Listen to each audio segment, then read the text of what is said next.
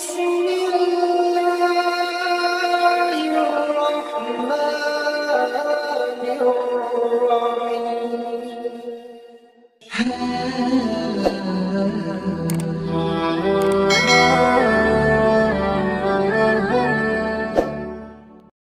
Bismillahirrahmanirrahim. Assalamualaikum warahmatullahi wabarakatuh.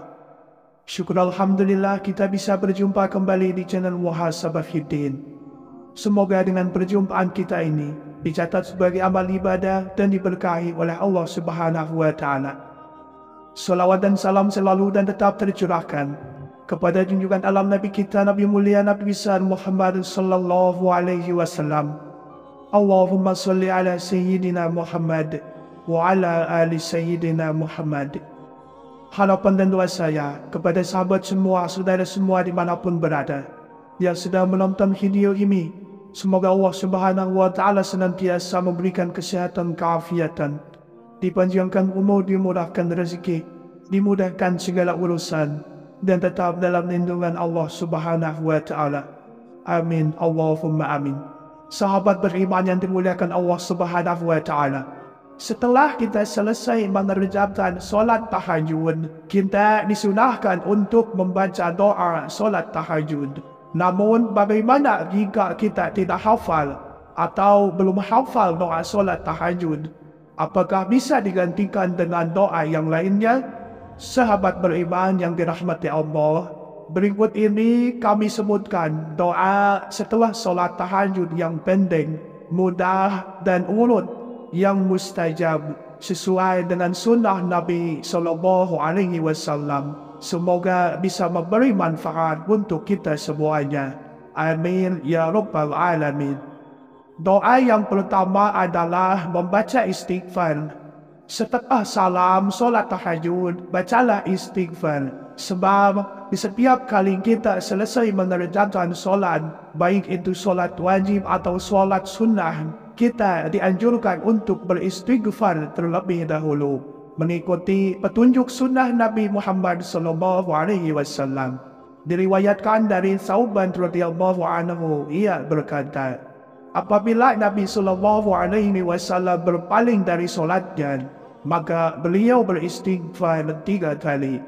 Membaca istighfar setelah solat tahajud ini menjadi sangat dianjurkan, karena Allah telah berfirman dalam Al-Quran, juga orang-orang yang sabar, benar, taat dan berinfak serta memohon ampunan pada akhir malam. Quran Surah Al-Imran ayat 17. Dan Rasulullah SAW juga telah menjelaskan, kalau waktu malam adalah waktu turunnya rahmat Allah, di mana siapa saja yang beristighfar, meminta pada Allah, maka Allah akan mengampuninya. Nabi SAW bersabda, Rabb kita turun ke langit dunia ketika tersisa sepertiga malam yang terakhir. Lalu dia berfirman, siapa yang berdoa kepadaku, maka aku akan mengabulkannya. Siapa yang meminta kepadaku, maka aku akan memberinya. Dan siapa yang memohon ampun kepadaku, maka aku akan mengampuninya. Hadis riwayat Bukhari dan Muslim. Lalu bagaimana cara membaca istighfarnya? Bisa dengan membaca istighfar yang pendek sebanyak 3 kali, yakni Astaghfirullahalazim, Astaghfirullahalazim, Astaghfirullahalazim. Doa yang kedua, membaca tahmid. Jangan lupa mengawali doa dengan membaca tahmid atau memuji Allah, sebab bacaan tahmid akan menjadikan doa kita mustajab di sisi Allah Subhanahu wa Ta'ala. Diterangkan dalam hadis sahih, Rasulullah sallallahu alaihi wasallam pernah mendengar seseorang laki-laki yang mengerjakan solat, lalu ia mengagungkan Allah dan memujinya dan bersolawat atas Nabi Muhammad sallallahu alaihi wasallam. Maka beliau bersabda, berdoalah maka kamu akan dikabulkan, dan mintalah maka kamu akan diberi. Hadis riwayat Ahmad, Tirmizi dan Abu Dawud. Dan bagaimana cara membaca tahmidnya? Kita bisa membaca kalimat tahmid yang pendek sebanyak 1 kali atau sampai 3 kali, yakni Alhamdulillahi Rabbil Alamin. Doa ketiga adalah membaca solawat Nabi. Sebab solawat Nabi adalah wasilah yang akan menjadikan doa kita terangkat dan diterima di sisi Allah Subhanahu wa Ta'ala. Umar bin Khattab radhiyallahu anhu berkata, sesungguhnya doa itu terhenti antara langit dan bumi yang tidak ada sesuatu pun darinya hingga dibacakan solawat atas Nabi. Lalu bagaimana cara membaca solawatnya?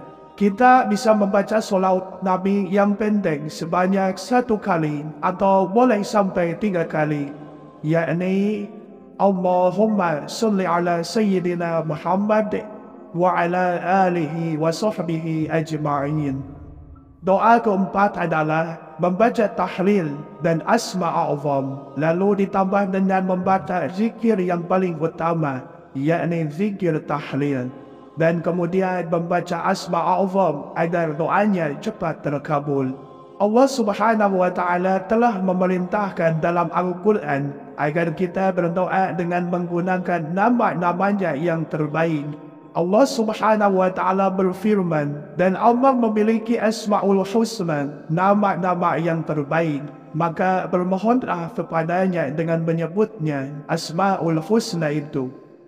Dan tinggalkanlah orang-orang yang menyalahartikan nama-namanya. Mereka kelak akan mendapat balasan terhadap apa yang telah mereka kerjakan. Quran Surah Al-A'raf ayat 180.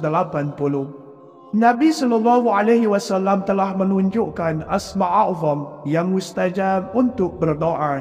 Beliau bersabda, doa Zunnun, yakni Nabi Yunus saat berada dalam perut ikan adalah La ilaha illa anta subhanaka inni kuntu minadh dhalimin. Sungguh tidak ada seorang Muslim pun yang berdoa dengannya dalam urusan apapun kecuali Allah akan mengabulkan doanya. Hadis riwayat Tirmizi dan Al-Hakim. Lalu bagaimana cara membacanya? Bacalah zikir tahlil 10 kali. Lalu bacalah asma' a'zam 3 kali, yakni La ilaha illallah 10 kali. Kemudian La ilaha illa anta subhanaka inni kuntu minadh dhalimin, baca 3 kali.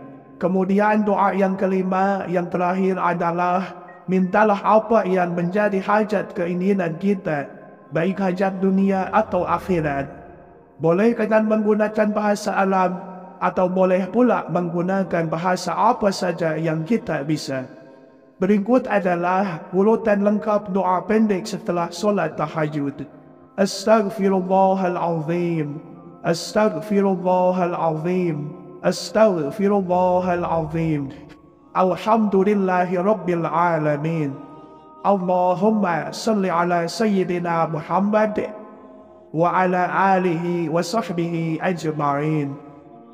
La ilaha illallah, La ilaha illallah, La ilaha illallah, La ilaha illallah, La ilaha illallah, La ilaha illallah, La ilaha illallah, La ilaha illallah, La ilaha illallah, La ilaha illallah 10 kali. La ilaha illa anta subhanaka inni kuntu minadh dhalimin. La ilaha illa anta subhanaka inni kuntu minadh dhalimin. La ilaha illa anta subhanaka inni kuntu minadh dhalimin. Allahumma ya Allah. Kemudian sebutkan doa hajat dan keinginan kita masing-masing. Wallahu a'lam bishawab. Akhirul kalam. Wassalamualaikum warahmatullahi wabarakatuh.